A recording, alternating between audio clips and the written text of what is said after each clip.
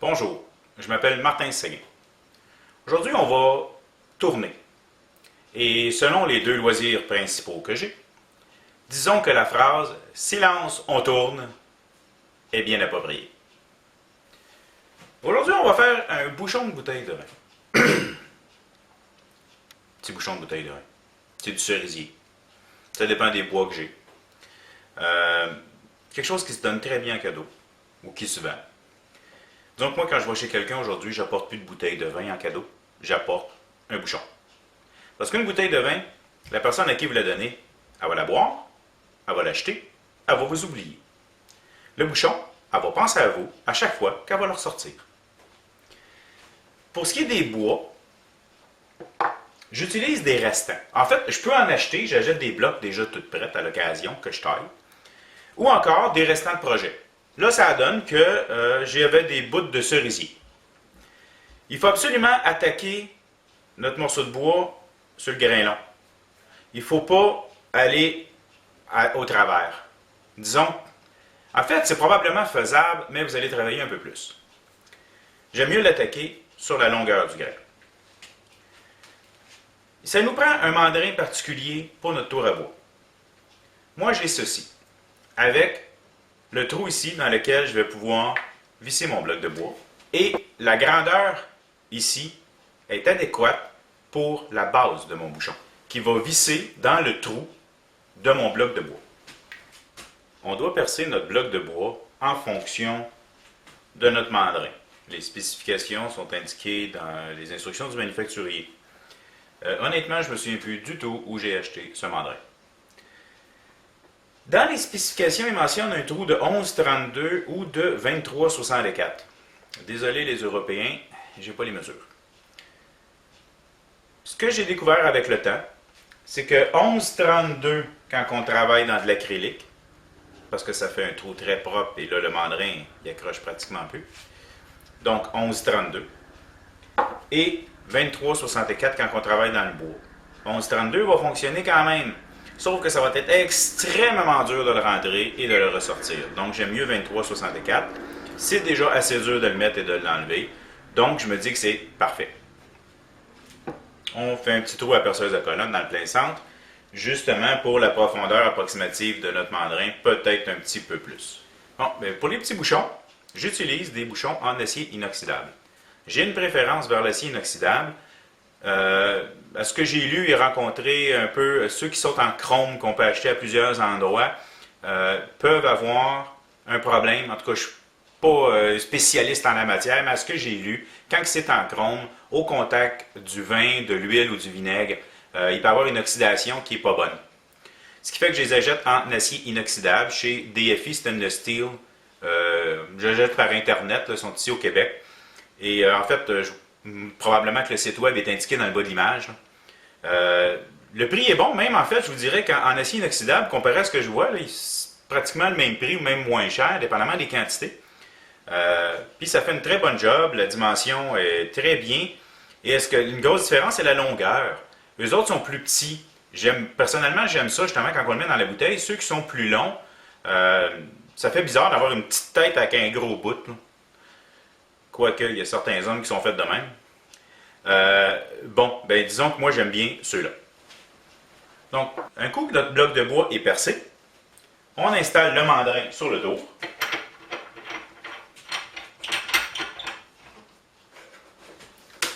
Et on y visse notre bloc de bois. Petit détail pendant que j'y pense, assurez-vous que c'est bien droit à l'endroit où ça visse, car sinon, quand vous allez visser votre tête sur le bouchon, il peut y avoir un gap. Donc, il faut s'assurer d'être très droit. Lorsqu'on le visse, on est un peu en train de faire le filage à l'intérieur du bloc. Donc, c'est pour ça que c'est dur. Je mets des gants parce que c'est plus pratique quand je force. Ce que je fais, c'est que je rentre le bloc au complet. Je l'enlève.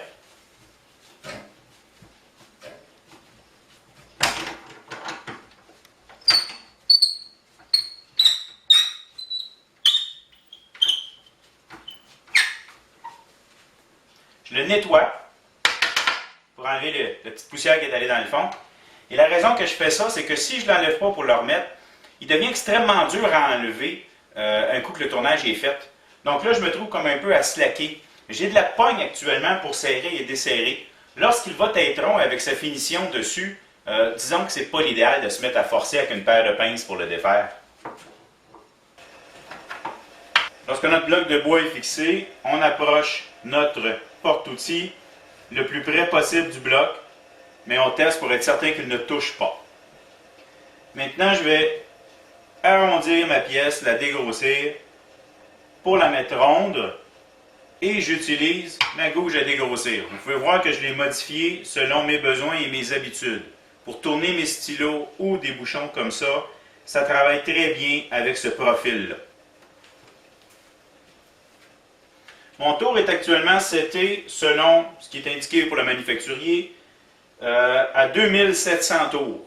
Pour une petite pièce tournée rapidement comme ça, c'est parfait, ça se travaille très bien.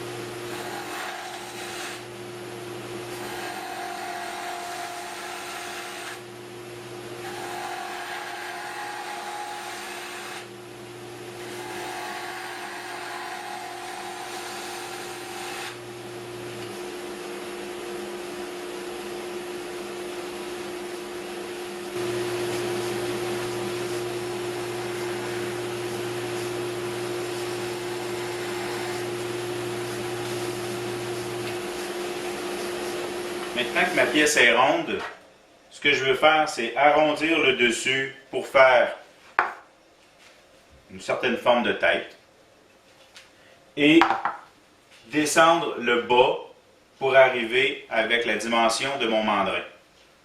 Entre les deux, je m'amuse. C'est au plaisir de la gouge qui flotte et qui se promène sur un bloc de bois. On dirait de la poésie.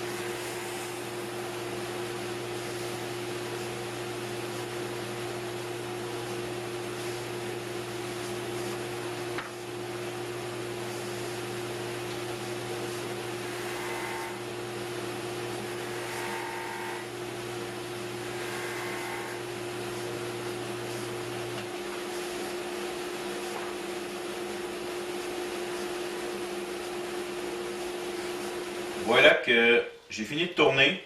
Vous avez vu que j'ai pas mal nettoyé autour. C'est une habitude personnelle. J'examine savoir si j'ai pas de problème. Si tout est beau, je passe l'aspirateur tout le tour pour l'étape de finition. J'aime pas ça avoir de la poussière ou des choses qui traînent autour quand je fais ma finition. le maniement de mes gouges fait en sorte que j'ai réussi à faire une assez belle finition, ce qui fait qu'un léger sablage est nécessaire. Je vais commencer au 320. Si je vais trop rough, que je descends trop, il y a des chances que j'incorpore des lignes de sablage qui vont avoir l'air des lignes de coups de gouge. C'est pour ça que je commence plus haut, là, je peux me permettre d'aller plus haut. Je tourne à la même vitesse pour mon sablage.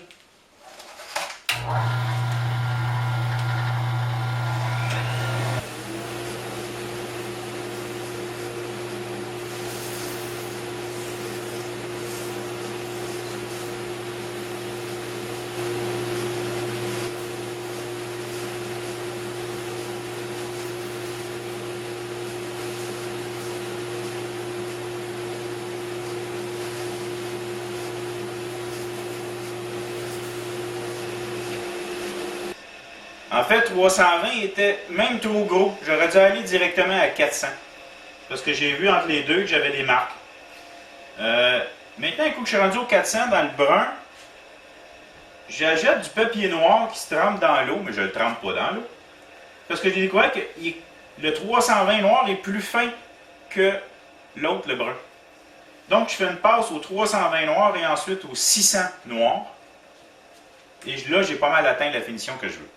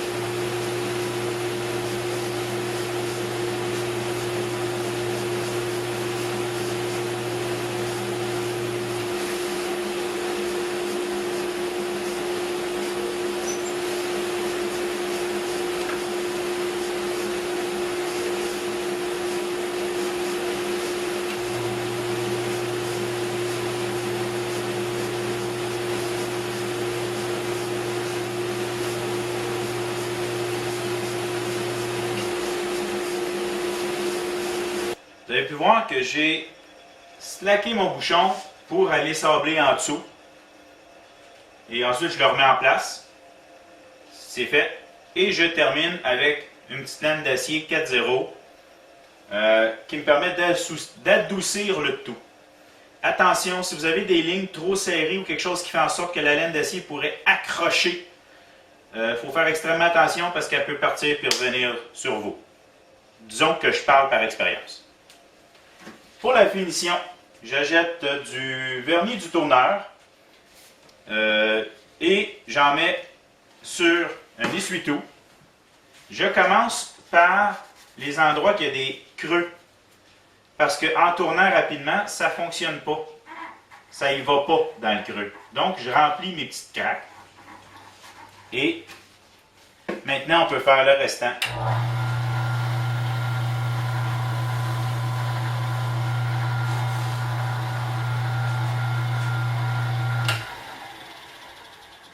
J'ai la même chose, je dois aller en dessous. Donc, je travaille de la même manière.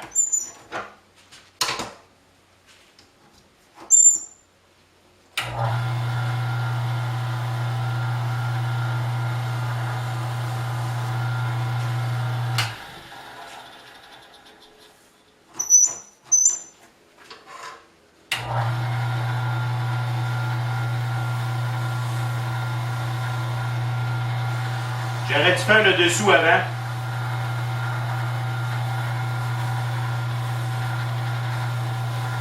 Le poli du tourneur et ça marche à la friction. Donc, il cuit pendant qu'on tourne. Et c'est lui qui va, en cuisant, devenir lustré. Je le vois très bien au reflet de ma lumière.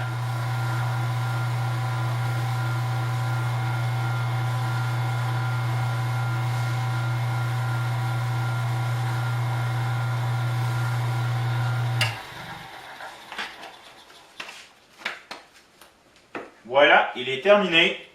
Je le laisse sur le tour Parce que là, si je le prends avec mes mains, il est très gommant. Je le laisse sécher, voire peut-être une demi-heure. Si j'ai autre chose à tourner, c'est pas très grave. J'ai juste à défaire le mandrin et de le mettre de côté. Bon, bien voilà. Mon petit bouchon qui est fini de tourner. Comme je vous dis, quand vous tournez, on se laisse aller, on s'amuse, on crée. Honnêtement, je suis pas capable d'en faire deux pareils. Des fois, même quand j'essaie, je suis pas capable d'en faire deux pareils. Mon petit bouchon, je pourrais le coller en place. Différents types de colle. Mais moi, j'aime pas ça. Ce que je me suis rendu compte, c'est qu'à la grosseur de trou que je fais et mon bouchon en tant que tel, quand je le rentre, c'est quand même assez difficile. Ce qui fait qu'il ne se défera pas tout seul. Et ça m'est arrivé pour une cliente, ma soeur, elle l'a foutu dans l'eau de vaisselle. Naturellement, il a perdu tout son lustre. Ce que j'ai fait, c'est que je l'ai ramené, je l'ai dévissé, je l'ai remis dessus, je l'ai retourné, je l'ai refini, et voilà, j'ai pu le réparer. Donc, on peut l'enlever et le remettre. S'il serait slack moindrement et qu'on voit que ça ne marche pas, ben là, on met une goutte de colle CA ou encore à l'époxy et ça va. Et bien voilà, c'était comment faire un bouchon de bouteille de vin en bois. Merci.